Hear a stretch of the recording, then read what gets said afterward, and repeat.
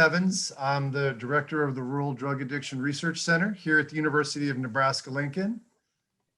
First, just let me welcome you to the 2020 Symposium on Substance Abuse Research. As you heard as we were chatting, we have over 330 people registered, and we have over 140 individuals participating across the week's events. So that's like, wow, that's so cool. I mean, the science we're going to see, the intervention and practice is going to be really just a lot of fun. Well, I wish we could be doing this and connecting in person.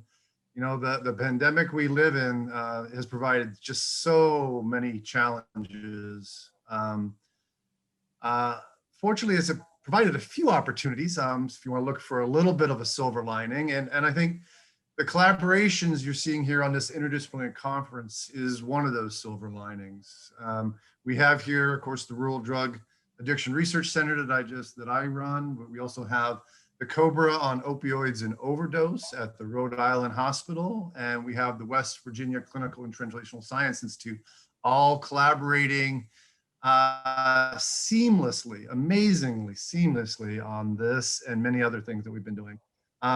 These collaborations would have developed eventually, I believe, but I really do believe that the situations and the circumstances we're in because of the pandemic have accelerated this. And I know, I'll speak for the center, the Radar Center, the faculty, the staff, the trainees, I think are much richer for these interactions and collaborations. So thank you.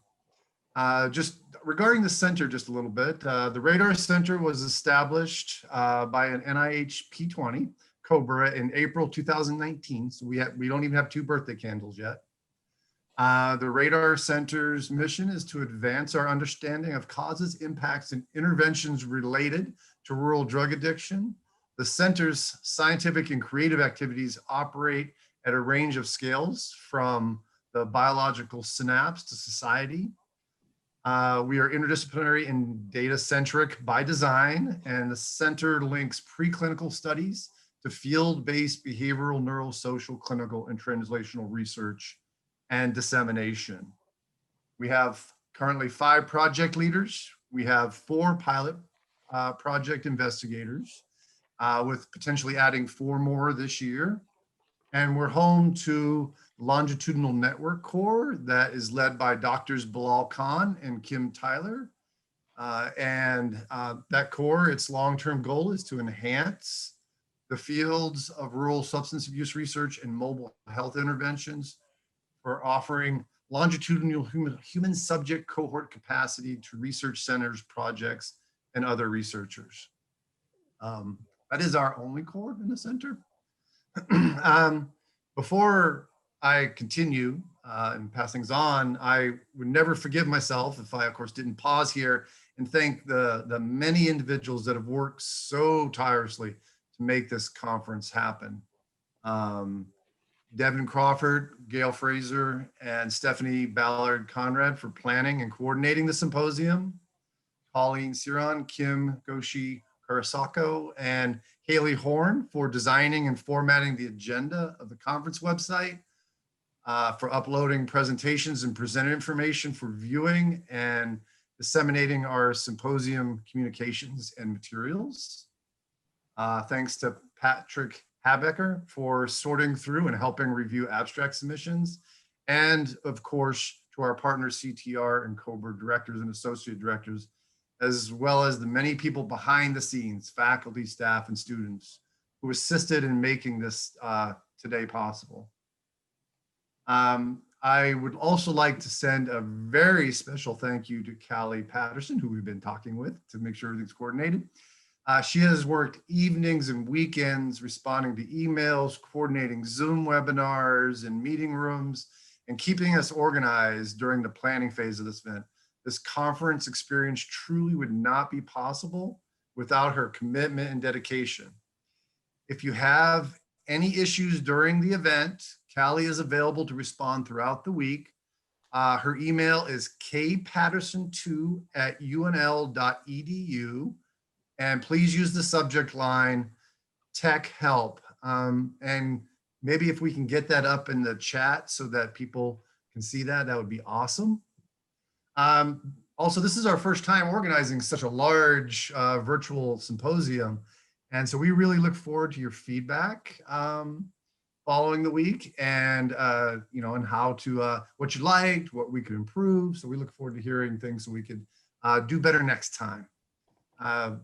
I'd like to note a few sessions to call your attention to, just to kind of orient you to how the events are unfolding. So right now, ongoing currently are our poster sessions. They're live at the Active website. You can go to the poster slides along with a short pre-recorded audio presentation from the presenters. We hope you'll be able to browse the page, and then you can join the poster presenters on Wednesday afternoon to talk with them directly about their work. Our lunch and learn LinkedIn session on Tuesday will highlight core facilities across the COBRAs and the CTR partners. We are excited about this session as growing collaborations with idea states are increasingly important in meeting our collective missions. The Coffee Connector on Thursday morning is meant to provide a space for informal discussions with colleagues in specialized topics. We hope you can join us for these events and more throughout the week. So before I turn this over to Dr. Sally Hodder at the West Virginia CTR, I want to thank all of you for joining us and to share your important research during these difficult and uncertain times. We hope this experience will be an opportunity to relax a little bit, just kind of immerse yourself in the science and practice that we involved in, learn from others, spark interesting and thoughtful conversations, and meet new colleagues. So with that, I would like to turn it over to Dr. Hodder. Rick, thank you very much. And I want to thank both you and Jody for inviting us to sponsor this symposium. I think it, could not be more timely. I'm the principal investigator of the West Virginia Clinical and Translational Science Institute. It's supported by NIGMS on the CTR grant. And we have 8 cores, though we're based at West Virginia University. We are really a statewide organization with partners all over the state that include Marshall University, the School of Osteopathic Medicine, Charleston Area Medical Center, the VA facilities, and NIOSH. We have 5 focus areas, one of which is addiction and emerging epidemic secondary to addiction, which is highly prevalent in West Virginia. As I said, I think that this could not be more timely. I think that with the change in the profile of injection drug use and substance use disorders to rural areas, I think it's critically important that rural populations, have the advantage of participating in cutting edge science, in cutting edge trials. I think if you're not participating, it is much more difficult to really feel that you've been included and that, you can believe in it and that it applies to you. So I think that the COBRAs, the CTRs, the centers such as Rick has that are located in idea states and address rural areas are critically important to really solving this problem in this country. I also want to thank all of the participants today. We are looking really forward to developing some substantive collaborations with all of you. And I think that this is just the start. And before I turn it over to Jody, I would like to echo Rick's thanks for all the hard work the staff did. I feel a little guilty. I mean, I did very, very little except show up today. And I really want to thank them for wonderful planning, which I'm sure is really going to be an exceptional symposium. So thank you for letting us participate, and thank you for all your good work. And now I'll turn it over to Dr. Rich. Thanks, Sally, and thanks, Rick, and great job. I'm very excited about this symposium and what it represents, collaborating with our colleagues in Nebraska and West Virginia and elsewhere. At this time, our country is so obviously divided and deep divides. It seems like the worst divides in my lifetime. And yet here's an issue that can bring us together because it's a common foe that it's not a political issue in that sense. It's not a partisan issue. It's something we can all agree on and we need to address. So I think that's all the more exciting to come together at this particular time on this particular problem. I'm really very appreciative of all the people that have put in hard work to get this organized and looking forward to it. I would point out that this problem that I've been aware of and working on for decades, the more I learn, the more I understand it, the more complex it is. It is just so complex and very hard to wrap my head around. Now, H.L. Mencken said that for every complex human problem, there is a solution that is simple and easy and wrong. And that was kind of a joke, but it points out that there is no simple and easy solution to this.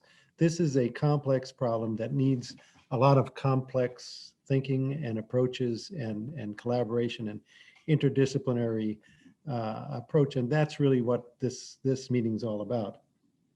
Now, the pandemic has taken our eyes off the ball with this overdose crisis, and also has impacted the epidemic, the overdose epidemic, in very unfortunate ways in many parts of the country.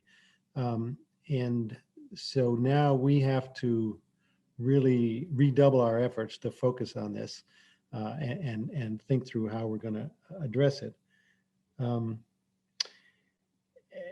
At the same time, these turbulent forces in our society, in our country, have kind of led to an awakening. We've been awoke to somewhat to the severe racial disparities and structural racism, and we're kind of struggling with what is structural racism, what does that mean? And I've pointed out to a lot of people, well, if we just look at our criminal justice system, it's no more stark than there. The racial disparities in involvement and outcomes, and that is much of that is driven by the so-called war on drugs. Now, the Drug Policy Alliance has been the premier nonprofit organization, really, for since its inception decades ago, championing the issues about dismantling the war on drugs and addressing the racial underpinnings of it, and really coming out with some sensible drug policies. Now, we're very fortunate to have Kassandra Frederique join us today as our keynote speaker. She is the new executive director, and since she's taken the helm of this operation a few weeks ago, she has already legalized drugs in Oregon and had many victories. But she's just wonderful, and you'll hear that shortly. So Kassandra, welcome. And we're looking, we're scientists. We need to know, we want to study things, but we need a big picture. We need to understand, where should we take this tool that we have to study things scientifically, and where should we focus it, and how are we going to translate that into really helping people's lives and helping the world be a better place. So take it away, Kassandra. Thank you so much, Jody. And thank you to you all for inviting me to come speak here today. So as Jody said, my name is Kassandra Frederique. I am the Executive Director of Drug Policy Alliance and Drug Policy Action, two organizations working to end the criminalization associated with drugs, and figure out what can the world look like if we end drug prohibition. What are the resources that are necessary, and what are the ways that we can create more space for people to deal with complicated human behavior outside of the criminal legal system. And I'm saying that because drug policy, as Jody has said, has been one of the fastest moving social issues in the last 2 decades. Drug Policy Alliance is 20 years old. We started in the year 2000. The first iterations of it were 2 organizations, the Lyndon Smith Center, as well as Drug Policy Foundation. The Lyndon Smith Center was founded by Ethan Nadelman, a professor from Princeton University, and Drug Policy Foundation was in DC and was made up of researchers and academics that thought that drug prohibition just didn't make sense on paper. And in 2000, the 2 organizations merged with Ethan's brand of unapologetic activism and Drug Policy Foundation, really pushing the conversation around research and academics to try to get common sense policy reform. And I am here to tell you that I am running Drug Policy Alliance right now. And the biggest thing that I can say is that that premise, that research should drive common sense policy, is antiquated. People don't read the research, facts don't matter. It's really about what people feel, who they see themselves being able to have a beer with. And oftentimes we're struggling because we know what would help, but we have to figure out how we can get people to see that as something that we need to invest in. And so the title of my talk, what I shared, was How to End the Drug War, Use Your Research as Protest. It's cheeky because oftentimes when I talk to researchers and academics, everyone loves to say, I'm neutral, I follow the science, I follow the data. Research is objective, it is not subjective. But what I will say is we are in the middle of a global health pandemic, one that we know can be managed by centering science, centering harm reduction. And what we have seen in the last 8 months is that science is political, and it can be used politically, and it can drive certain things, and it can reinforce certain things. And so it really reinforces my premise that research is not neutral, that even if the numbers and the logic models are one that we can all get, that part of the protest is how you set up the questions and who you talk to and what you decide is necessary to be researched. And I think in the area of drug policy, that is crucial to us getting to a place where we can actually handle the overdose crisis that we're in right now. So why do I say that? As someone who has run policy campaigns for the last 10 years, I can tell you that research does not drive policymaking. I think you know that. You probably have written and studied multiple issues ad nauseum and wondered why policymakers and decision makers are making the choices that they're making.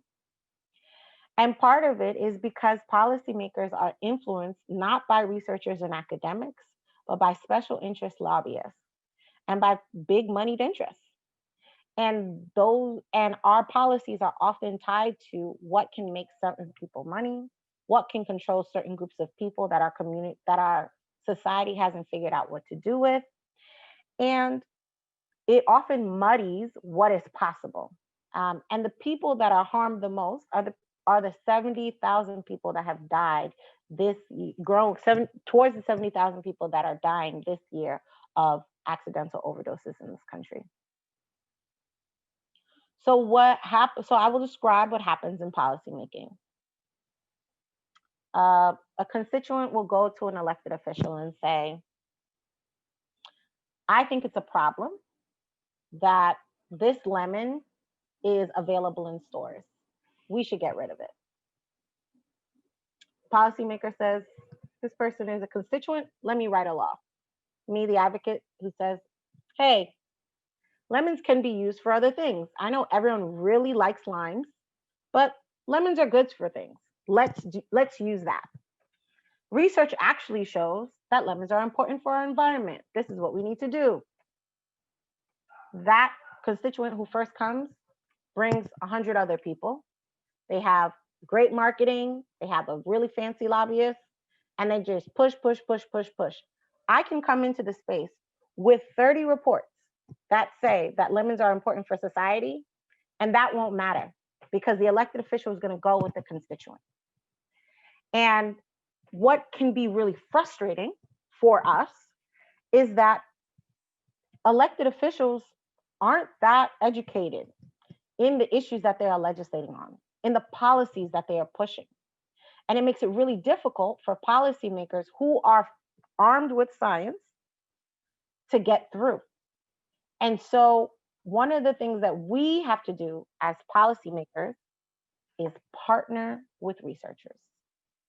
And one of the reasons why I'm so excited for Jody to suggest me for this conversation is because we don't often get to be in front of researchers and academics.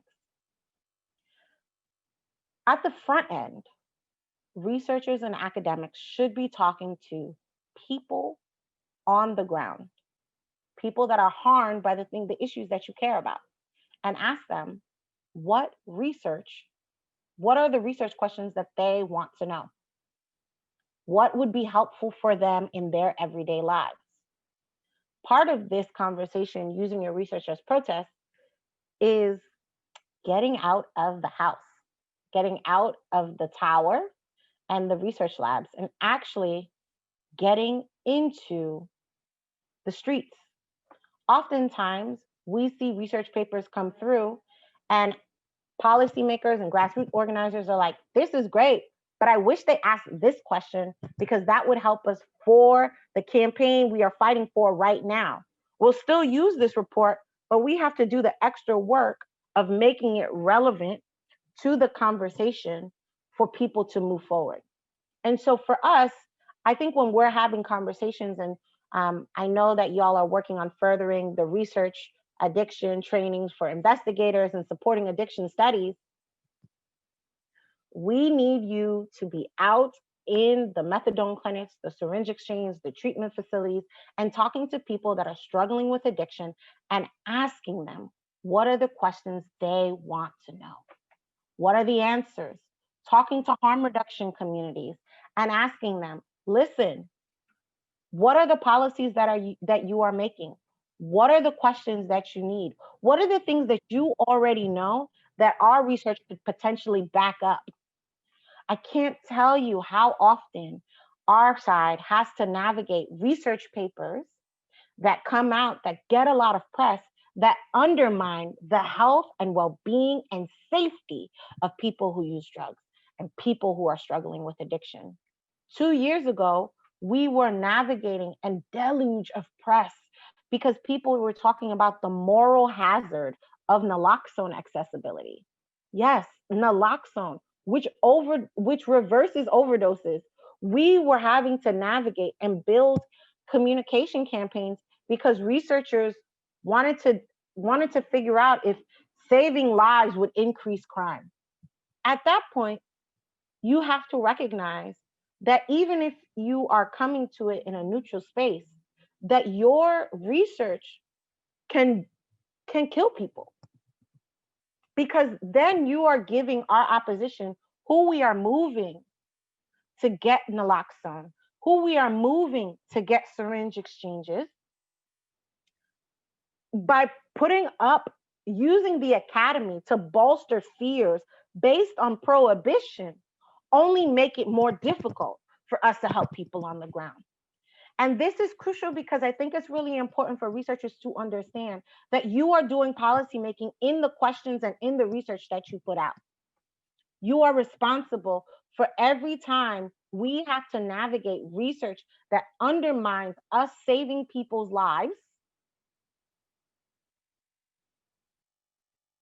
And then we have to spend time dealing with something that we know is going to kill people instead of pushing forward the innovation that we need the research to back up. So I think the conversation about how we use our time, how we use our resources, how we use our questions, and actually building research questions with community is important, because part of it is that good policymaking only happens with good research. And the way that the structures are set up are that we need to be separated. And in fact, the academy goes out of its way to separate research from community members. When we know that community members are doing their own versions of uh, investigation, they're living the data every day. People are more than numbers, they're more than stories. They are actually the things that we are studying. And only from dealing with people directly in the way that you build your questions and the way that you build your policies can we actually get to a place where it impacts people's lives in their everyday. The other thing that I would say is that oftentimes we put out research and then we just put it out, and the implications and the discussion portions of our papers do not usually ignore our policy implications. These research papers are what fuel the conversation. And so it's really important for researchers to put policy implications in their discussion sections. The implication and discussion sections are most likely what researchers, what policymakers and grassroots activists are going to read. We're going to read what are the implications of this study? What is the discussion? And y'all work very hard, but people are not reading a 50-page report. Just going to be honest. And so we need for you to direct us to what you're trying to get to. And if at the front end, you're having a conversation with community members, people who are using drugs, people who are in families, people who are navigating treatment facilities, people that are doing harm reduction. And then on the back end, you're talking about, this is what my research shows and what you should take into consideration as you build your policy solutions is crucial. It is crucial because then we know how to use the research to not just have conversation, but it gives us the ability to bring you in to the movement work that needs to happen.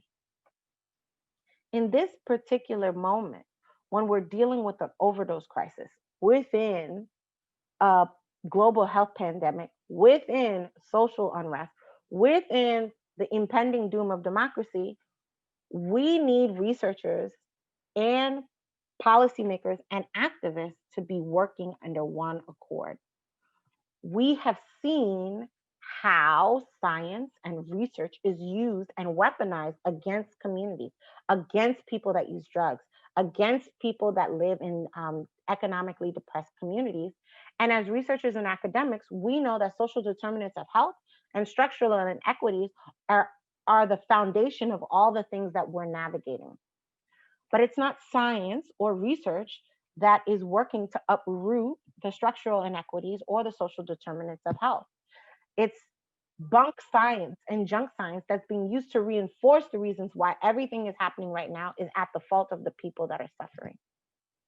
And so our side needs our own version of researchers and academics that are going to push back and actually point to the larger conversation. Policymaking and research are not different. They are the same. We interact with each other consistently, and we can either amplify or undermine each other by the work that we're doing. I want to give an example of why I know that this is so crucial and why I know that this is important to how we move forward. When I first started working at Drug Policy Alliance, it was 2010. New York was navigating a huge issue around policing. Stop and frisk was at the height. We had Black and Latino people getting stopped by police, 500, 700,000 people a year. A year. Half of those people were getting illegally searched. NYPD had the conversation about, we are doing this to keep communities safe. They were doing this massive policing, broken windows policing, quality of life policing, which included searches because they wanted to tell people that that was necessary to keep people safe. If we go back to the research is not so clear that doing broken windows policing is important for people's safety. But the only people doing research on it are the people that support broken windows policing. In the policing space, we don't have research or academics who are asking the question to interrogate the premise that racially biased policing is necessary to keep safety. We don't have that. So the research that keeps getting brought up is the research that's actually inconclusive. Now, put that aside. For the 400,000 people that are being illegally searched in New York City, the conversation was, the reason we are doing these searches is so we can keep guns off the street. Of the 400,000 people, or of the people that are being stopped, 10% of them needed further interaction with law enforcement, meaning most people, there was no issue, there was no reason to continue. That 10%, we're supposed to be finding guns. They are disproportionately following communities of color, young people of color. We get to a point where most of the people being stopped are people of color, and most of what they're being stopped for is for marijuana possession. Now, marijuana has been decriminalized in New York State since 1977, which means possession is not a criminal offense. You get a ticket, but all these people are getting arrested because of loopholes. But what we find is that when we dig more into the numbers, for 1 year where there were like 700,000 arrests, they found 72 guns. 72 out of 700,000 people. Now, they found the guns mostly on white people. So if they're stopping like 85% of people of color and they're finding most of the guns on white people, that's in the 15%. But these are things that are not being interrogated. But part of the reason why I'm bringing this up and giving you all this backstory is that when I come into Drug Policy Alliance and we're dealing with Stop and Frisk, we're dealing with the marijuana arrests. And the only reason we knew that marijuana arrests were as rampant as they were was because of Dr. Harry Levine of Queens College and Deborah Peterson Small, who wrote a report about the marijuana arrest crusade in New York City that looked at the arrest from 2000 to 2009. 1999 to 2009, and looked at 10 years of data and did actual research. It was amazing. No one knew that people were being criminalized on marijuana until these researchers put the study out. The study went out, there was press, nothing happened. In 2009, DPA went back to those researchers and said, hey, can we do a research project with you about marijuana arrests and its impacts in New York City and on communities of color? Harry Levine said, yeah, let's do it.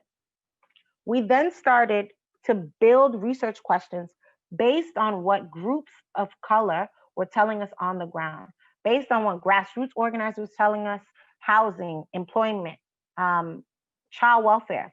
We built an extensive campaign, and it was 3 pillars. It was a grassroots organization of drug users, Vocal New York.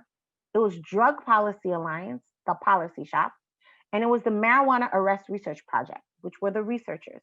It was a 3-legged stool where Vocal worked to find people on the ground to inform our work. DPA was taking that information and building that policy. And Marijuana Arrest Research Project was building out reports that reflected what we were seeing on the ground, but also digged in deeper. New York arrested nearly 800,000 people for marijuana arrests in a 15-year period. When I came on board, New York was arresting over 50,000 people. I'm from New York. The Yankee Stadium fits 50,284 people. In 1 year alone, we arrested 50,687 people. In 2001, we arrested over 51,000. So we were arresting a lot of people, 86% Black and Latino, 70% under the age of 30, 52% between the ages of 16 and 21. They were using this policy bolstered by research that this was the way to keep communities safe. And the Marijuana Arrest Research Project, under the direction of Dr. Harry Levine and Lauren Siegel, started pulling these threads apart. We had the research and the backup to push back against NYPD, one of the largest police forces in the country. And then we got to this place where we were arresting people and finding out that the police practices were illegal. They were illegally searching people. They were lying and saying that marijuana was on people's person when it was not. We were going to the courthouses and interviewing people that got arrested and finding out who were the police officers that were most likely to do it. We were dropping research papers every year. We dropped the research paper on how police used marijuana arrests to pad their overtime and retirement. We talked about race, we talked about gender, and we just kept hitting the data. And like I said before, facts don't matter, data doesn't matter, but it matters when it's in conjunction with activism, because that is how we build the momentum. We started that campaign in 2010. In 2013, every single mayoral candidate, Democrat and Republican, had a platform about further decriminalizing marijuana in New York City. In 2014, we dropped another report where we said Mayor de Blasio from New York City, he had not moved on his campaign promise. And then that report came out 4 days later. New York City pushed out a policy that said, we are further decriminalizing cannabis. We are making it the lowest enforcement priority for NYPD, and we're going to keep going. In 2016, we put out another report, and we said they are still arresting people for marijuana, even though they said they would not. This caused New York City to fundamentally change all its policies around cannabis. They were no longer going to arrest people for smoking in the street. They were no longer going to arrest people for possession, and that they were fundamentally going to work to bring down the numbers. We pushed back and said, we need to have the data so that our researchers can find it and see how else you are doing it. In addition, during this time, we started a campaign on marijuana legalization. And we used the research that we had around policing to bolster the campaign. During that time, because of the research that we did with Harry Levine, New York City Council pulled out a whole hearing on all the collateral consequences that come from arrest. From that campaign that we started in 2010, New York City hospitals are being investigated right now about the role that they play on drug testing women of color without their consent and taking away their kids. The marriage between the research and the activism shifted New York's whole culture around marijuana policy. With that, I will say, when we were dealing with 50,000 arrests a year for marijuana arrests, New York now has dropped marijuana arrests by 99%. 99%. Our arrests have gone down. And that is not because of grassroots power alone. It's not because of policy power alone. It's because we used research and we used policy and we used grassroots organizing coordinated to push something forward. Policing in this country is a huge topic, but stop and frisk also was a huge topic. But it was the research that was coming out of policy shops like the New York ACLU. It was research coming out of Drug Policy Alliance, where we were partnering with academics to push that forward. We have not seen this for overdose. It is actually what we need to deal with the overdose crisis. We need the research to be working with policymakers and people on the ground, that people who are directly impacted, to push forward a policy agenda that's actually going to create the material gains for communities. We need researchers to understand that your place is not in the labs.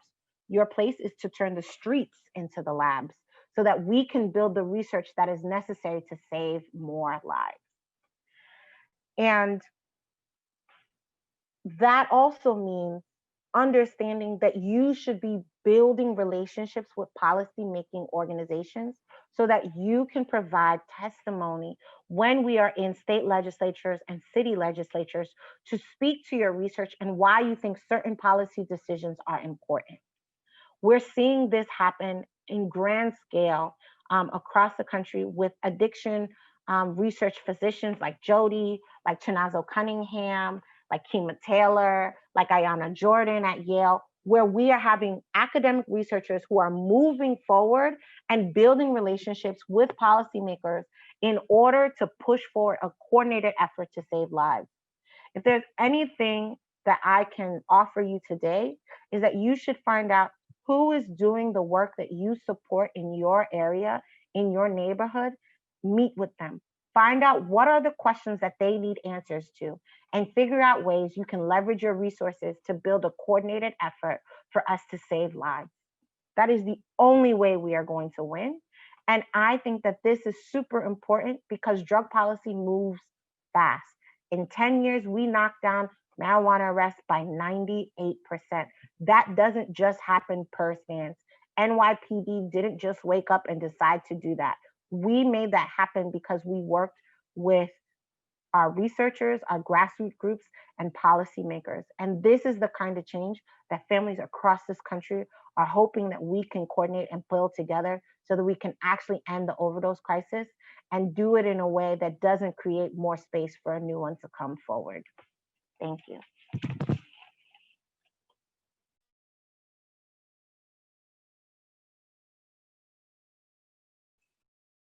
Thank you, Kassandra. Great talk. This is Gail. Jody, if you want to do a follow-up, that would be great.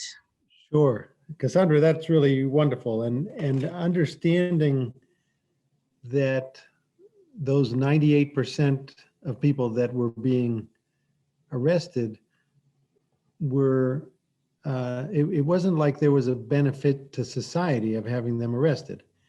The Rikers Island, the jail in New York City, was overflowing.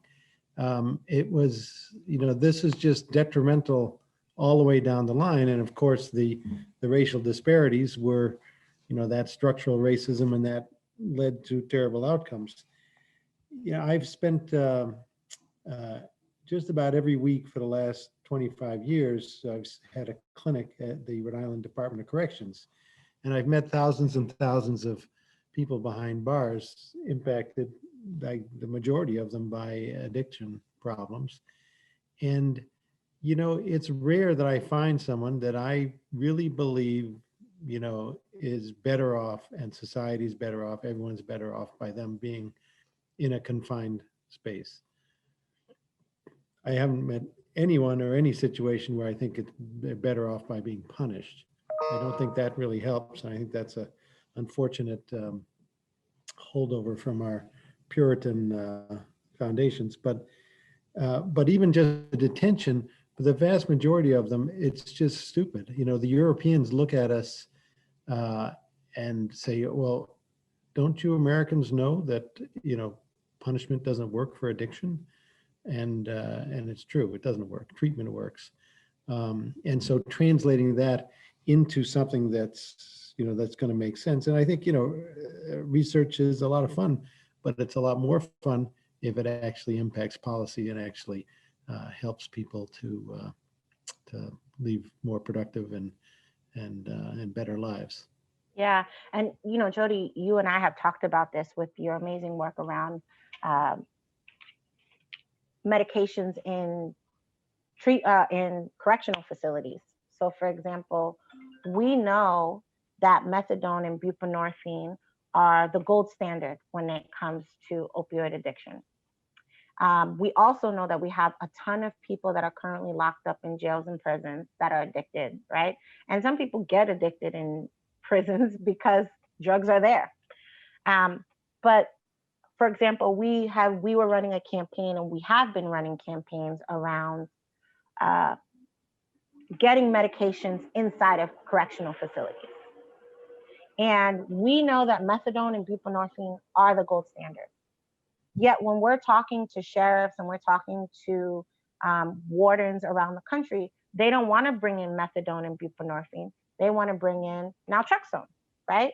And we don't have an opinion on whether or not we should use naltrexone. We're just clear that people should have all the options to different medications because you don't know what's going to work for you. In the conversation in New York, we've been struggling to get methadone and buprenorphine inside of the correctional facilities because the lobbyists for Alkermes, which is naltrexone, are the ones that are pushing themselves into the treatment facilities, into the prisons and jails. And we're struggling to be like, we need methadone, we need buprenorphine. Sure, we can have Vivitrol, but we need more options because these actually have more research. But in the conversations, the only researchers and academics that come to do the testifying are the people that work on that side and not the other side, right? And we don't have enough, we can't fly you all over the place, Jody. We wish we could, and you don't have enough time. But this is what I'm saying, where it's like, when there's like common sense policy that we know, that we don't have enough researchers and academics to make the choice. And also the conversation about, locking people up for addiction is not good, and it's not useful, and it's not helpful. And treatment is also not just treatment, right? Like, it's not just like inpatient or outpatient, it's also housing, it's also family reconnection. And we don't have enough people in addiction studies doing that research to back that up as we build and learn more about how social determinants of health are bolstering the overdose crisis. And so it's even about diversifying the kind of research that we see in addiction medicine to actually get us to a fuller understanding of the complexities of addiction. Okay, we should see if there's any questions. I don't know if there's anything going on in the chat room we should pay attention to. Yeah, please feel free to note any questions you have in the chat. Varsh asks, how can technology play a role?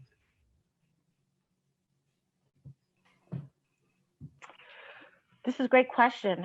I think one of the most amazing things about technology to me is how it democratizes policymaking as well as research and engagement. Oftentimes we are trying to figure out how can we use technology to talk to people inside. Also, how do we use it as a way to get out, mobilize and get more people engaged in the conversation and really increase our sample sizes in the way that we build policy campaigns. And I think that technology can be a great equalizer in the way that we have conversations and we build campaigns and research conversations. But I also think that sometimes technology can be an impediment in when we try to use technology as a way to answer complex human behaviors. And so I think it's a double-edged sword, but I do think it's one that is underexplored in the way that we use it in research as well as in policymaking. So Kassandra, Dr. Lopez says, I agree with you about researchers working closely with policymakers. I think one of the challenges, and this is coming from a new faculty member, so this doesn't apply to accomplished researchers, is that our jobs and careers depend on how much money we bring in and how much we publish. They depend less on whether we are making a difference. And then she follows up and says, I think one solution is to value making a difference a lot more, but how to do that is the big question. And she says that she finds your talk very refreshing. So I don't know if you'd like to comment on that. Yeah, well, so thank you for your compliment. It's often hard to do these keynotes looking at Black name boxes because you just don't know if folks are feeling it or not. So I appreciate that feedback. What I would say is that one of the ways that we were able to do that, yeah, Rick, one of the ways we were able to do this research with the Marijuana Arrest Research Project is that we actually went for grants. We brought in grants from different foundations where we talked about this marriage between grassroots research and policymaking. And we're able to bring in some money. The other way I know that researchers and academics have to do is publishing papers with policymakers and grassroots organizations. I think that is another way for you to do good work as well as try to bring in money by also democratizing, but also like getting rid of the smoke and mirrors about like what your production has to look like. It can include policymakers and grassroots organizations as well. And so it's not necessarily doing something different. It can just enhance the things that you're already doing. Thanks, Kassandra. I just want to follow up with a comment. Varsh says, thank you, very insightful. He asked the technology question. And then he asked, how should long-term research projects be coordinated with policymakers based on the changing dynamics of policy? This is an excellent question. So I think one of the things that can be a challenge for policymakers is that it moves really fast, and research doesn't always move that fast. And I think there are two things. I think there are answering long-term policy questions that, policy is made up of a lot of incremental stuff, but we also do have long vision goals. So as you're doing the planning with policymakers, figure out what is the most realistic. Should you be working on research for their long-term goal, or are there more like smaller, discrete research that you can pull together that you can do quick hits? Our work with the Marijuana Arrest Research Project was not for a long-term goal. It was for short-term research hits so we could stop the bleeding of arrest. Like, how do we keep, pushing out research that actually helped our on the ground? Because that research changed the dynamics. Every time we dropped the report, the city had to respond. The governor had to respond. And it really was, it was quite incredible. We're still trying to figure out how we can write up how we did it. But our long-term goal is ending marijuana prohibition, but that's not what the research was on, right? The research was on the arrest.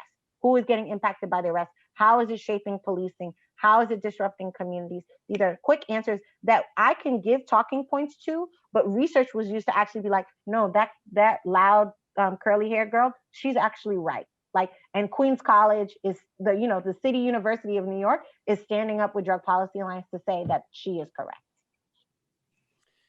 Awesome, thank you. A couple of questions on the Q&A. The first is, what are some of the specific policy areas for which you see a major research need at this time? Okay, so I think motivations for use is really important for us in thinking about addiction. I think research that shows how harm reduction is helpful and adds to people's health and well-being. I think go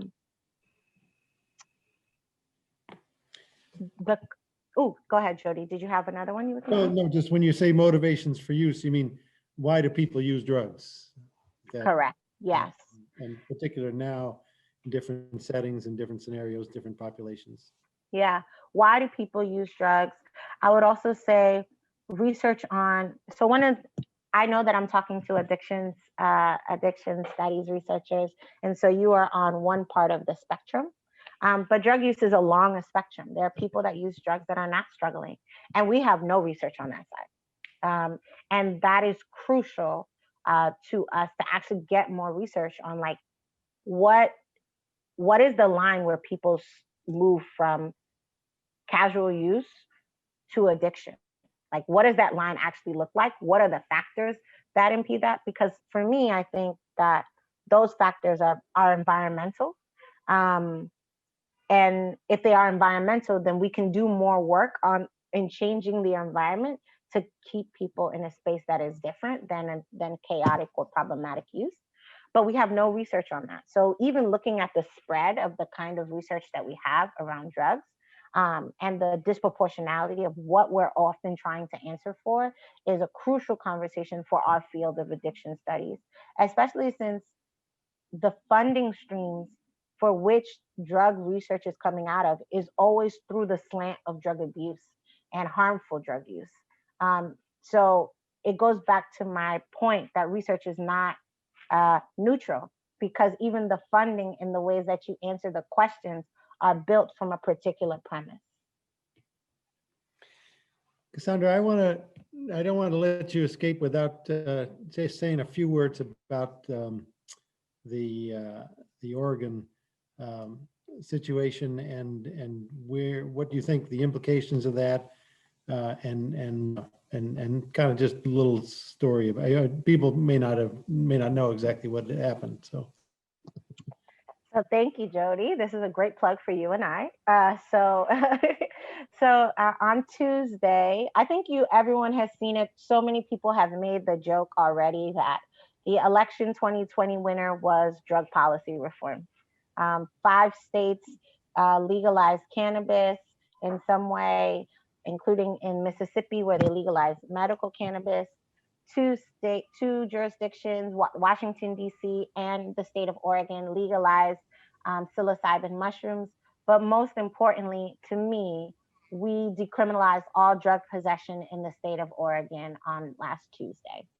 And in addition to decriminalizing drug possession, we also mandated, or voters mandated, that excess marijuana tax revenue and diverted law enforcement resources be shifted into creating addiction recovery centers across the state. Oregon is number 50 or near last when it comes to substance use treatment access.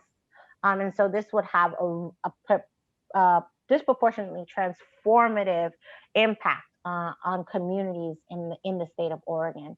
And this is because DPA is fundamentally against the criminalization of drugs, period. We don't think people should be criminalized for drug possession. And we're building the conversation about why people sell drugs, and how we should work to deal with those motivations as well, because drug prohibition doesn't keep anyone safe. And so Oregon really is a reflection of decades of work of us getting to a place where we could talk to people and say, if you could choose criminalization or if you could choose health, what would you pick? And Oregonians chose health, right? And they said, that is what we want to invest in. This is what we are going to do. And it's going to drop down arrests ridiculously. It's also going to drop racial disparities by 95%, 91% between Black and Indigenous Oregonians. We're now going to be able to push in like over $100 million into access for folks. And so it's not just treatment, but it's also harm reduction. It's also housing. If someone is met with police and they have drugs possession, you either get a $100 ticket or you get you can volunteer to go get an assessment. If you don't want to do the assessment, you just get the ticket. If you don't pay for the ticket, you still don't get arrested. This is really about removing criminalization from the equation and removing barriers. And so, things like this are important because, so this is a great example of how researchers can reinforce the drug war, Jody. So we do this amazing thing in Oregon and researchers are like, oh, this is great. Let me go evaluate it and do some research on it. And then they build metrics that are not realistic for us to meet. So then they drop this research paper, and now we have a research paper that shows that decriminalization doesn't work because the researcher didn't work in tandem with the folks on the ground and the policymakers for us to tell you what is actually realistic and what is helpful for us to measure. And people will say, oh, well, we're trying to be objective, but it's not objective if you make it more impossible for us to continue to do the policymaking work that is crucial for us to save people's lives. Great. We have a couple more. Oh, go ahead, Jody. From Joe Call. Thank you for your great talk. I'm curious, what guidance can you provide to researchers looking to engage grassroots harm reduction groups in states where these types of organizations are not visible, specifically Nebraska and South Dakota? And I would add to that, not just harm reduction, but policy advocates, policy changers. So this is, I have no shame. So this is very much a plug. So at Drug Policy Alliance, we have a Department of Research and Academic Engagement. And so we're always looking for researchers and academics to connect them to local groups on the ground, and also to think with Drug Policy Alliance about what are the research questions. We have research questions that we want to ask. We want to know what researchers think are important for us to know. And so folks should feel free to reach out to DPA, because we're connected to the larger drug policy and harm reduction community. We're also connected to the broader policing work, so that we can plug you in to people that need researchers and academics. So, you know, we worked with folks in South Dakota, so we can connect you there. We know people that know the people that do work in Nebraska. Obviously, not everyone has a harm reduction agency there, but there are, but sometimes that's because people just don't use the word harm reduction, but they do the practices. And so a simple Google search might not pull them up, but our deep understanding of movement players and people around the country can connect you to the right people. And so I would strongly suggest folks sign up to be a part of our drug researchers roundtable. Jody has spoken there before, and I can send the information to Gail and Callie later about how folks can join our listserv, as well as the different research incubations we have. We've had incubations on unbound knowledge, really answering the question, what don't we know yet about drugs, and what are the kinds of research that we could do? We have one, our triple E work, which is around experts and expertise, which is about democratizing research and academia for people that use drugs and being in partnership with researchers. Yeah, there's just a ton. And then we have an incubation on drugs and pleasure, and figuring out how do we actually measure pleasure and figure out what's the line between addiction and recreational use of all drugs. And so there's a lot of opportunity for people to be plugged in, and DPA is a good praxis to get you connected. And we're working on getting t-shirts that say Drug Policy Nerd. So if you want one of those, let us know. Awesome. Thanks, Kassandra. Couple more questions have come in. Scott Newfield says, amazing talk. Thanks, Kassandra. So appreciative of the clear encouragement for researchers to get their questions from those most impacted and craft research in partnership with organizations and folks on the streets. His question is, any suggestions for how researchers can do this respectfully? There are, of course, long histories of researchers working with communities in highly problematic ways. This is a great question. It's why I also encourage you to talk with organizations like Drug Policy Alliance and Harm Reduction Coalition, because we are often vouching for researchers that are working in certain communities, and we can also build your approaches before we go to groups, and we could potentially go to groups together. And that's important, because I think we are working for us to build research out in a way that is generative as opposed to extractive, and also building the accountability structures that are necessary between research institutions and communities, because oftentimes there have not been accountability or transparency about how those research is done. And actually, Drug Policy Alliance has had multiple conversations with researchers and community about how to build MOUs, as well as build the culture of working together, which I think is oftentimes underappreciated. And so Scott, I think it was Scott who asked the question, that's something that we can work with you on, and figuring out how you can leverage relationships with bigger organizations to create generative relationships that are non-traditional for research institutions and community members. Thanks, Kassandra. Dr. Becca asks, is there a way for researchers that reside work in easier locations, for example, the Northeast, help or support areas of the country where stigma against substance use and people who use drugs is higher? Yes, absolutely.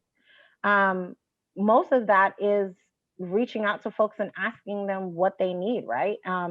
And one of the things that we're doing at DPA is we're doing some heat mapping to see what are the most present issues in different parts of the country outside of, including stigma, but like what are the drug war harms that are most present, and trying to organize researchers from around the country to be like, the South needs help on this particular thing.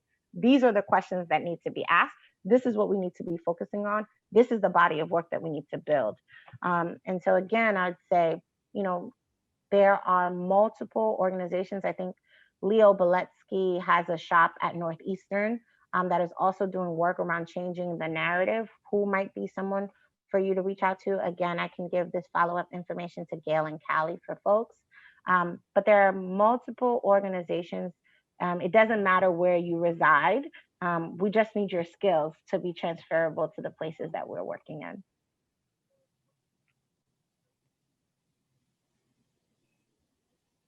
Okay, that was the last question we had in chat or Q&A. Does anybody have any additional questions for Kassandra?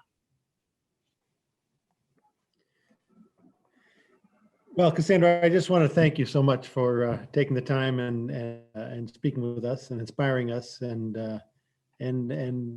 pushing us to really seek out the people in our community that are interfacing with policymakers and interfacing with impacted populations. Because I think at the end of the day, if we haven't done that, then we haven't done our job as researchers. We really need to make connections and in a broader sense about the impact of our work and how to maximize and leverage that, because we certainly need lots of impact. Yeah, so, and the thing is that researchers are policymakers, whether you like it or not, because your research directs which way policies go. Yeah, and that discussion about the oral use of naloxone, I talked to the lead researcher about that, who was really kind of naive about just think, well, I'm just a researcher, I'm an academic, I'm looking at the data and I'm, making a hypothesis. And I guess in an academic setting, that's fine. But when you throw that out to the world and it gets picked up by different forces and gets twisted, it's no longer just an academic exercise. No. So I think as researchers, we have an obligation to be very careful about the impact of our research. That's not to say we should stifle our research or we should minimize it, but we have to be very careful about how it can be used and misused. Yeah, research doesn't happen in a vacuum. Yeah. Rick, you were going to say something? I do. So in this two-dimensional world, you mentioned like not seeing people, can't see their reactions. But what I can say is if you could be watching the chat, people are just like, thank you, thank you, thank you, thank you. For me, this is a little bit out of my wheelhouse and specialty. It was very eye-opening, got me thinking a lot about the different things, because Nebraska is one of those very conservative states that, we don't have legalization of anything. Yeah. And so it's been very eye-opening, and we should get an audio feed so we have loud clapping and roar, because you should be getting that right now. Because very great talk. Thank you so much. Oh, thank you. Appreciate it. And we're very excited to bring something to Nebraska. And we can build little wins that create the momentum. I think even if people have a lot of stigma, people don't want their loved ones to die. And so we have the upper hand there. And so the more we can translate what that means for people, the more we can do more amazing work. But I encourage everyone, please, please, please, please, please, if you register to be in this conference, you should register to be a part of Drug Policy Nerds.